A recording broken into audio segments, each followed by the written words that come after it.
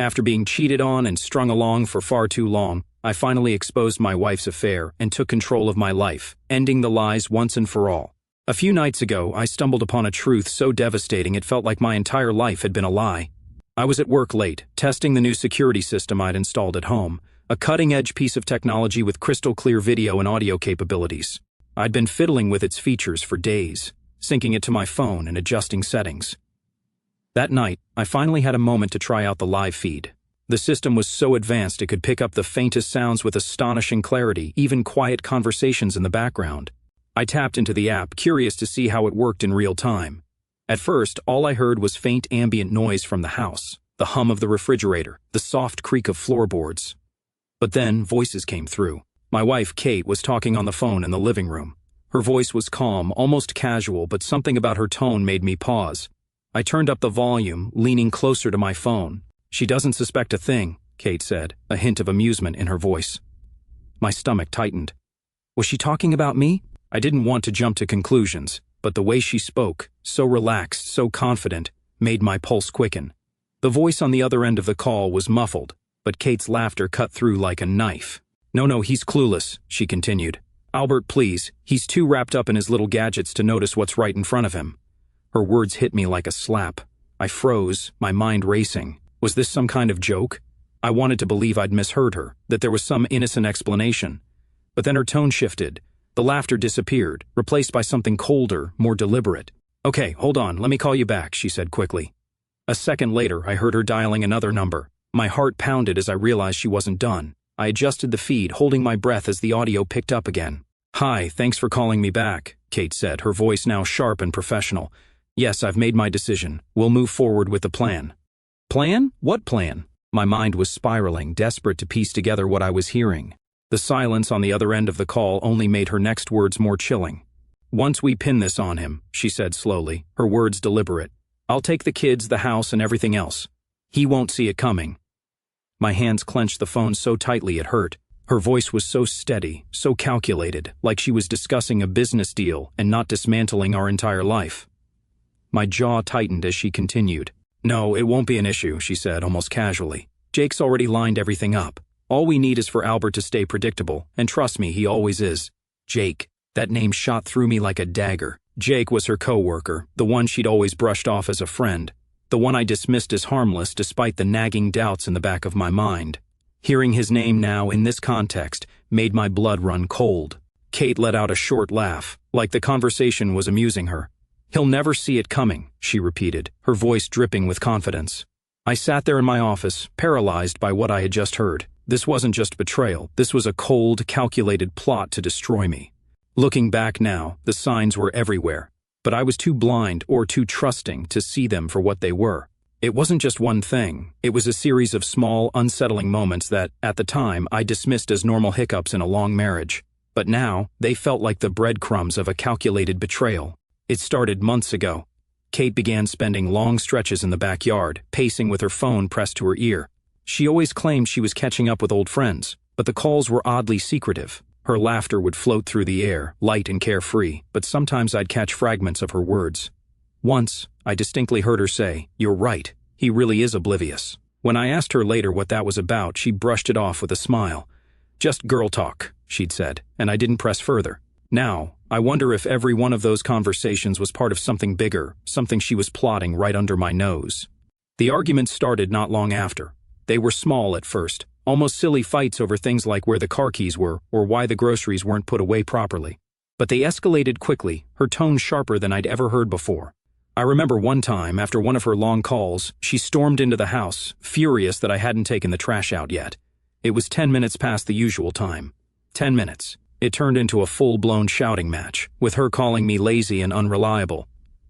At the time, I chalked it up to stress, but now I wonder, was she looking for reasons to paint me as the bad guy?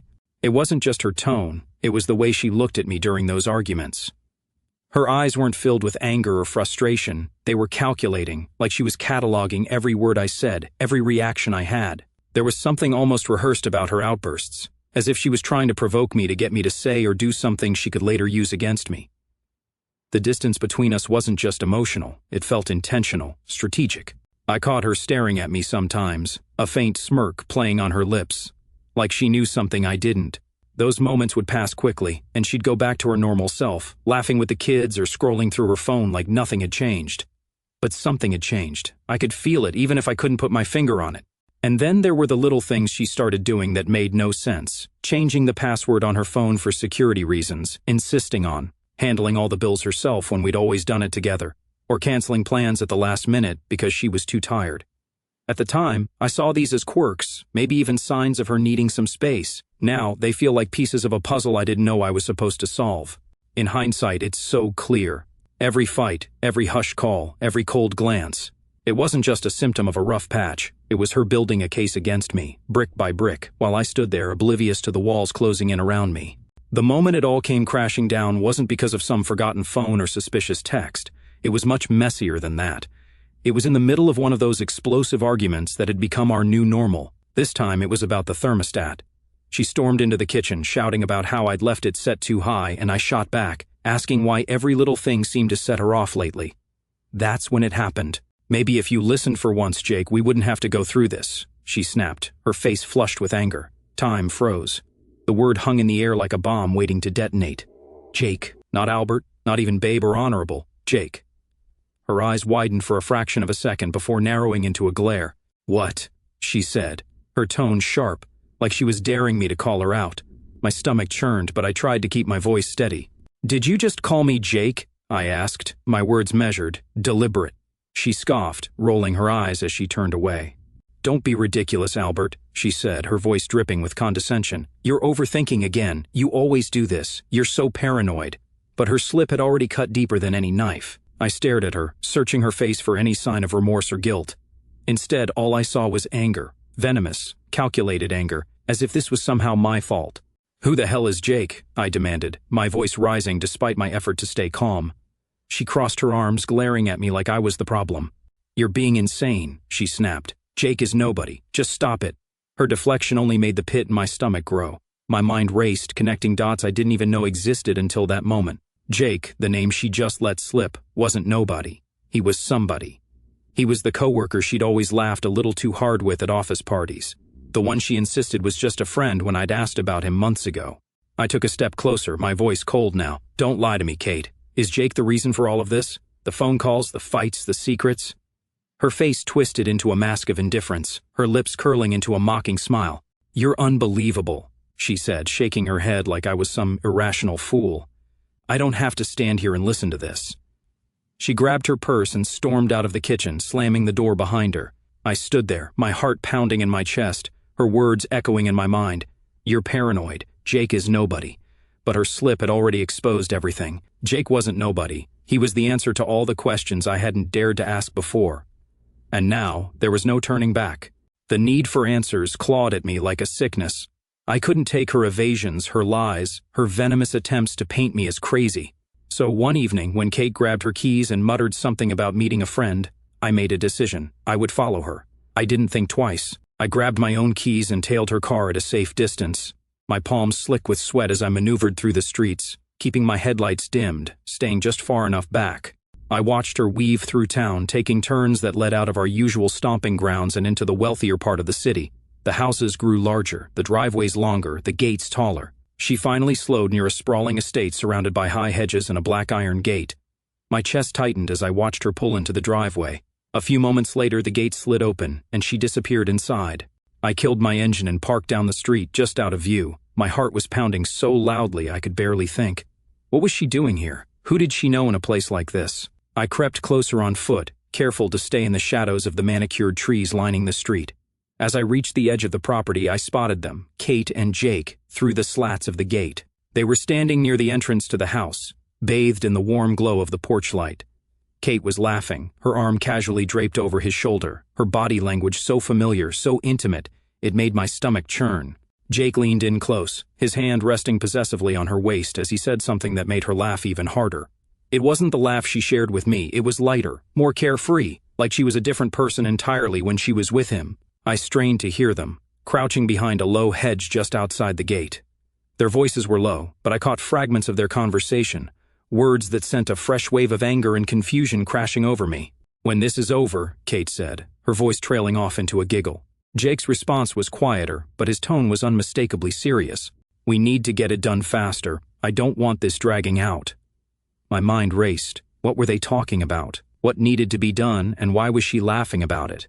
I stayed there, hidden, watching them like a stranger spying on someone else's life. The life I thought I had with her was unraveling right in front of me, piece by piece. I wanted to burst through the gate, to demand answers, to confront her with everything I knew or thought I knew. But I stayed frozen, torn between fury and desperation, afraid of what else I might uncover if I stepped closer. After a few minutes they went inside, the door closing behind them. I stood there in the dark, my fists clenched, my mind reeling. Whatever this was, it was bigger than I'd imagined, and I wasn't sure I was ready for what I'd find next. Dinner started out like any other, the sound of utensils clinking against plates and the kids chatting about their day filling the room. I sat there, barely touching my food, my heart pounding as I rehearsed the words in my head. The weight of what I'd seen at Jake's estate, what I'd overheard, was too much to carry alone. I needed to confront her, and I needed her to face the truth, not just in front of me but in front of the kids too. Maybe if she saw their faces, she'd feel some shred of shame, some flicker of guilt. "Kate," I said, my voice calm but firm, cutting through the noise. She glanced up from her plate, her fork midair. The kids looked at me, puzzled by my tone. "What?" she said, her expression neutral, though there was a flicker of something in her eyes. Weariness, maybe. "I know about Jake," I said, my words landing like a thunderclap in the room. The kids froze, their eyes darting between us, confusion etched on their faces. Kate's hand paused, her fork hovering for a second before she slowly set it down. "I'm sorry, what?" she asked, her voice deceptively calm, her face a mask of feigned innocence. "Don't do that," I snapped, my anger bubbling to the surface. "Don't play dumb. I know what's been going on. The calls, the meetings, the lies. I know everything." She leaned back in her chair, crossing her arms, her expression shifting to something colder, more calculating. And then, to my shock, she smirked. "You're pathetic, Albert," she said, her voice dripping with disdain. "You think anyone's going to believe you over me? You're delusional." The kids looked at her, their faces filled with confusion and fear. "Mom," our daughter whispered, her voice trembling. But Kate didn't even glance at her. Her eyes were locked on mine, daring me to push further. "This isn't just about me believing it, Kate," I shot back. "It's about the truth, about what you've been doing behind my back while pretending everything's fine." She laughed, actually laughed, as if I'd just told her the most ridiculous joke she'd ever heard. "The truth?" she scoffed. "Oh, please. You've been paranoid for months, always snooping, always suspicious. Maybe if you spent more time being a decent husband and less time playing detective, I wouldn't have to look elsewhere." Her words hit me like a slap, but what struck me even harder was the way she looked at me, with absolute contempt, like I was beneath her.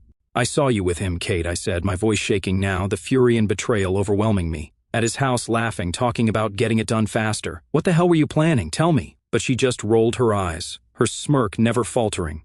"You don't know what you're talking about," she said dismissively. "And even if you did, who's going to believe you? Me, the loving wife and mother, or you, the unstable lunatic who's been stalking his own wife?" I glanced at the kids, their wide, terrified eyes staring at both of us. My daughter looked like she was on the verge of tears, while my son sat frozen, gripping his fork like it was the only thing anchoring him to the moment. "That's enough!" I shouted, slamming my fist on the table. The plates rattled, and the kids flinched, but Kate didn't even blink. She leaned forward now, her smirk fading into something darker, more menacing. "You're out of your depth, Albert," she said quietly, her voice dripping with malice. "Keep pushing, and you'll regret it. Trust me." It wasn't just a warning, it was a threat. And in that moment, I realized just how far gone she was, and how much danger I was truly in. That night, I sat alone in my study, staring at the family photo on my desk. In it, we were all smiles. Me, Kate, the kids, a picture-perfect family. But the truth had shattered that illusion. The woman I thought I knew, the life we built together, was nothing but a lie. Her words from dinner echoed in my mind. "You're pathetic, Albert." The smirk, the venom, the threat. It was all I needed to know that reasoning with her was pointless. She wasn't going to stop, and if she was willing to destroy me, I wasn't going to sit back and make it easy for her. I opened my laptop, my hands steady despite the storm inside me. I logged into our bank accounts, staring at the balances, savings, checking, joint investments. It was all sitting there, ripe for the taking. I thought about how she'd laugh if I let her walk away with everything, how she'd probably celebrate with Jake once she'd wiped me out. My jaw tightened. Not a chance. With a few clicks, I initiated the transfers, draining every last cent into a new account I'd opened in my name weeks earlier, when my suspicions first began to surface. I didn't hesitate, didn't second-guess myself. By the time I was done, the accounts were empty, the credit cards canceled, and the auto payments for her gym, her subscriptions, and her flashy new car all turned off. I left just enough in the kids' college fund. It wasn't their fault any of this was happening. But for Kate, nothing. She'd made it clear I was her target, and now I was making it clear I wasn't going down without a fight. Before I walked out, I grabbed a piece of paper and scrawled a single sentence across it.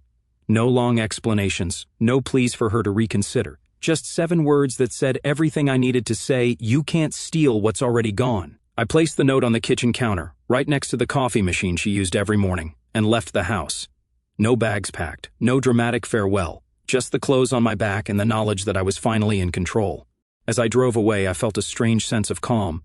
For the first time in months, I wasn't reacting to her games. I was taking action. And while I didn't know what she'd do when she found out, one thing was certain: the playing field had shifted, and this time it was on my terms. The next day, I braced myself for the storm I knew was coming. Kate was many things: vindictive, cunning, relentless.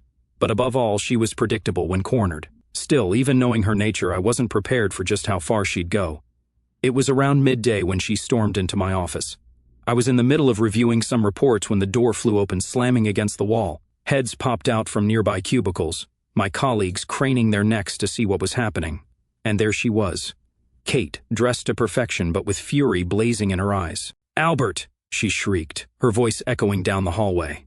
My boss, Mr. Fletcher, had just walked by and froze mid-step, turning to look at the commotion. My blood ran cold, but I forced myself to stay calm. "Kate," I said evenly, setting my papers down, "this isn't the time or place." "Oh, it's exactly the place," she spat, pointing a manicured finger at me. "Everyone here deserves to know the kind of man you really are." Whispers started rippling through the office as my coworkers exchanged uneasy glances. A few looked at me, silently asking if they should intervene, but I shook my head. I wasn't giving her the satisfaction of seeing me lose control. "Kate, let's go outside," I said, standing up, my voice measured. But she wasn't having it. "Why? So you can try to intimidate me like you always do?" she barked. Then, with a dramatic sweep of her arm, she turned to address the room. "Did you all know he has violent tendencies? Oh, he's charming here at work, I'm sure, but at home he's a completely different person." The air in the office grew tense. Mr. Fletcher stepped forward, his brow furrowed, while my colleagues exchanged glances filled with a mix of discomfort and doubt. A few whispered among themselves, some clearly unsure of how to react. I kept my face neutral, though my fists clenched at my sides. "That's enough, Kate," I said firmly. "You know that isn't true." "Oh, don't you dare," she hissed, her voice dripping with venom. "You've been gaslighting me for years, making me feel crazy while you undermine everything I do. And now, after everything I've done for you, you drain the accounts and leave me with nothing." There it was. This wasn't about the supposed violence, this was her retaliation for taking away her access to my hard-earned money. "Kate," I said, locking eyes with her, my voice low but steady, "you're embarrassing yourself. If you don't leave now, I'll have no choice but to call security." Her face twisted into a snarl, but I saw the flicker of doubt behind her eyes. She wanted me to snap, to prove her wild accusations true in front of everyone, but I didn't take the bait. Mr. Fletcher stepped forward, his voice calm but authoritative. "Mrs. Stevens, I suggest you leave. This is a professional workplace and we don't tolerate this kind of behavior." Her jaw clenched, her eyes darting between me and Mr. Fletcher. For a moment, I thought she might escalate further, but then she let out a bitter laugh, shaking her head. "You think you've won, Albert?" she said, her voice icy. "This is far from over." She spun on her heel and stormed out, her heels clicking sharply against the tile floor. The room stayed silent for a beat before the murmur of whispers returned. Mr. Fletcher gave me a long, assessing look before nodding and walking away. I let out a slow breath, sitting back down as the adrenaline drained from my body. My coworkers avoided eye contact, pretending to be engrossed in their work, but I could feel their unease lingering in the air. Kate thought she could destroy me with lies and theatrics. What she didn't realize was that I wasn't the same man she'd manipulated for years. I had the truth and the evidence to protect myself, and I wasn't backing down. Kate had always been a master of appearances. Her charm was magnetic, her smile disarming, and she wielded them like weapons. So when the fallout from our confrontation at my office wasn't enough to humiliate me into submission, she pivoted. She organized a fundraiser, a grand event to raise awareness for a local charity she'd barely supported before. It was clear to anyone paying attention that the real purpose was to restore her image and make me look like the villain in the eyes of the community. But this time, I was 2 steps ahead. Days before the event, I had already planned my move. The recording of her phone call, the one where she laid out her cold, calculated plan to frame me, was my trump card. I knew timing was everything, so I waited, biding my time as she sent out invitations, curated the guest list, and meticulously prepared her speech. The night of the fundraiser arrived, and I watched from afar as people poured into the venue. It was a dazzling display of opulence. Twinkling lights, elegant table settings, and a sea of well-dressed attendees. Kate stood at the center of it all, beaming, her voice ringing out as she greeted her guests. Her mask was firmly in place, and for a moment, I felt a pang of disbelief that she could carry on like this after everything. When the room quieted for her speech, I knew it was time. I pulled out my phone, my thumb hovering over the send button. The email was ready, addressed to the fundraiser's entire guest list, with a recording of Kate's call with her lawyer attached, complete, with a transcript of her damning words. Once I pin this on him, I'll take the kids, the house, and everything else. He'll never see it coming. I pressed send. From where I stood, just out of view of the event, I watched the ripple effect begin. Guests' phones vibrated and pinged in unison, the sound cutting through the polite applause as Kate launched into her speech. At first it was subtle, people pulling out their phones, glancing down, their brows furrowing as they read. Then came the whispers.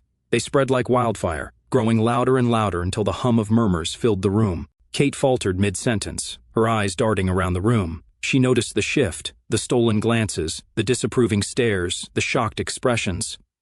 "What's going on?" she asked, her voice losing its practiced poise. No one answered her. Instead, the whispers turned into audible snippets. "Did you hear what she said? Can you believe this? What kind of person does that?"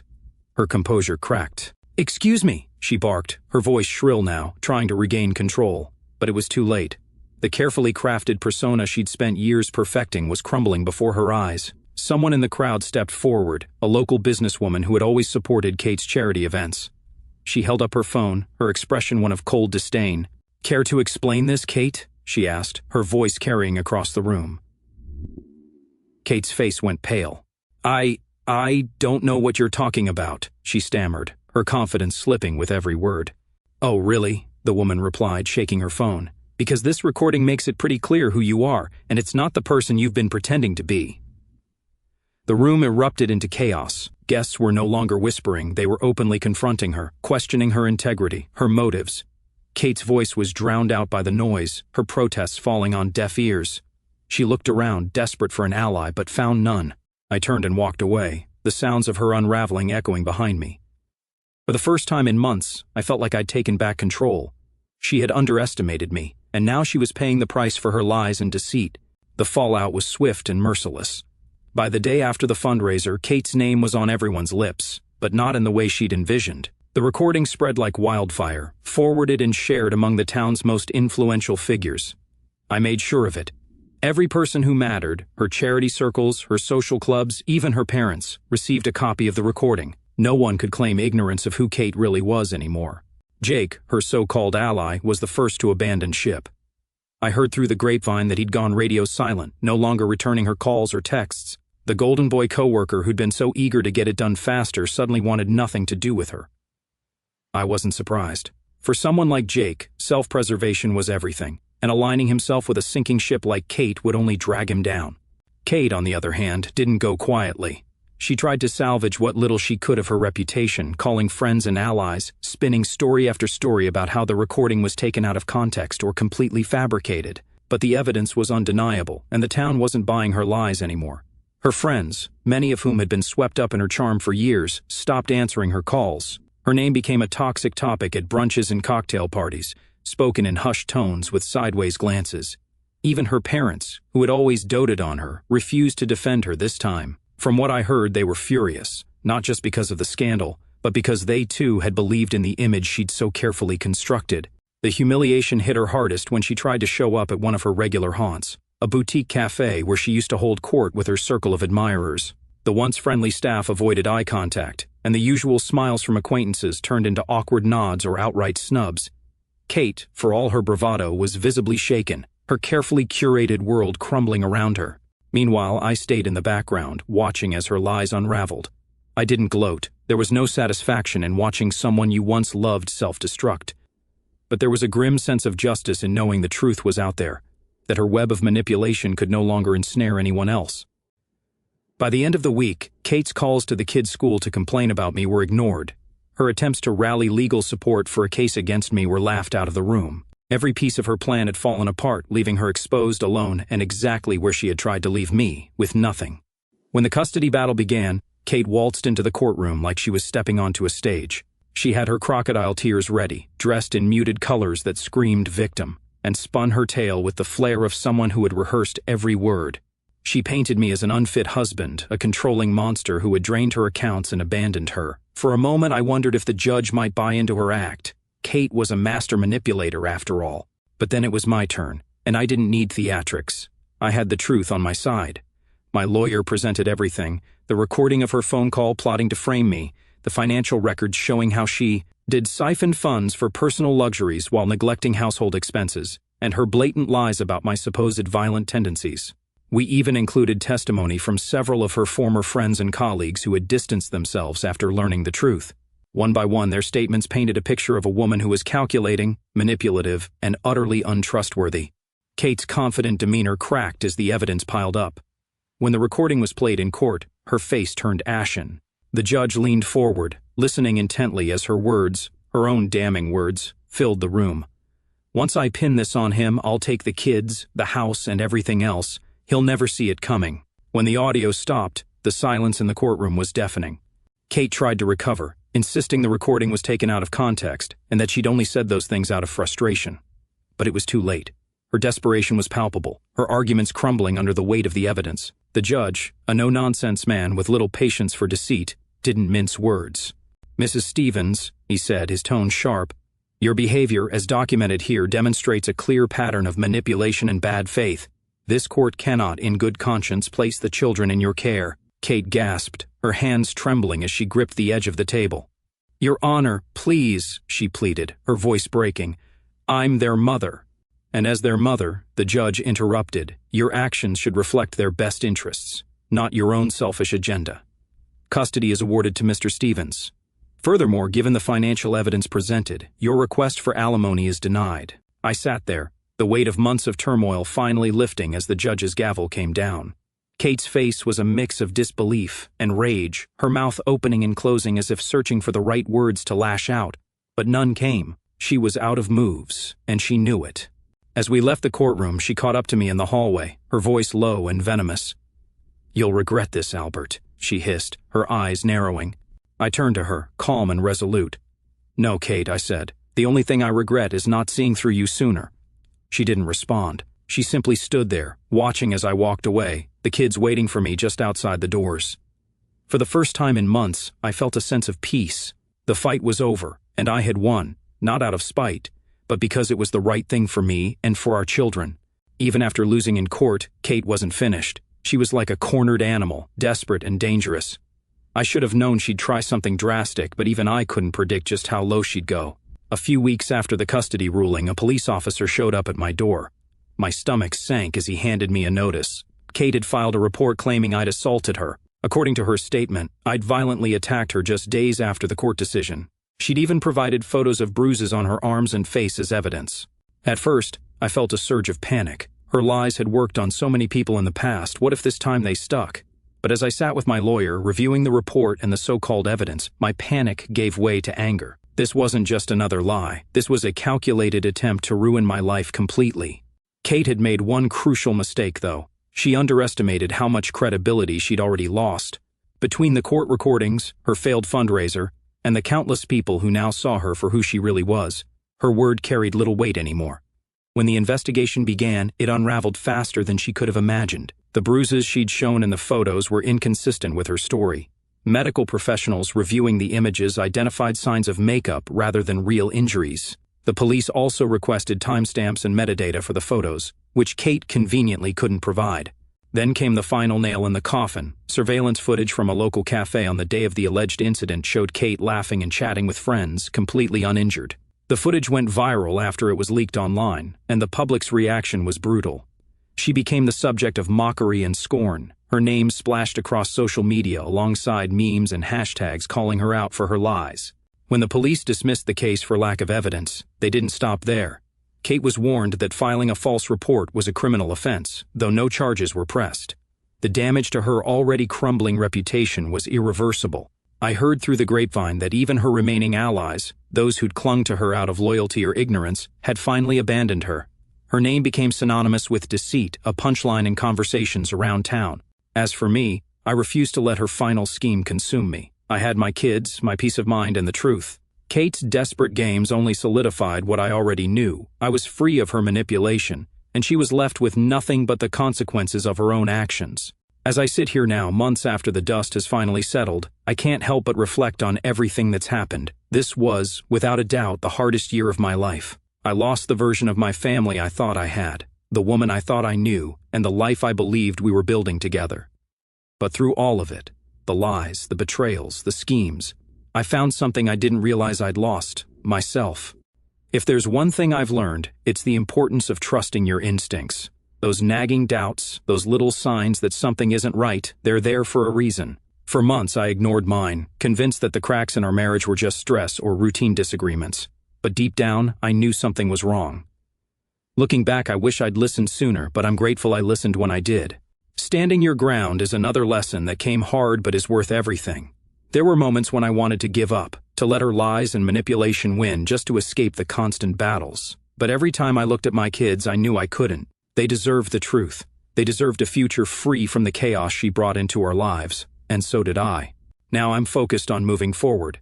The kids and I are settling into a new routine, one that's stable and calm, a far cry from the turmoil we used to endure. We laugh more now, talk openly, and I can see the weight lifting off their young shoulders. They're starting to feel safe again, and that alone makes every fight, every sleepless night, and every confrontation worth it. If there's one thing I want anyone reading this to take away, it's this: even in the darkest times, there's a way forward. It won't be easy, it will hurt, and you'll question yourself 1,000 times. But the truth has a way of cutting through the lies, of lighting the path ahead, even when everything feels lost. I hope my story serves as a warning and a reminder. Trust your gut, stand firm, and never let someone else define your worth or your future. The pain doesn't last forever, but the lessons you learn will. Now, as I look ahead, I'm not afraid anymore. The worst is behind me, and for the first time in a long time, I feel like the best is yet to come.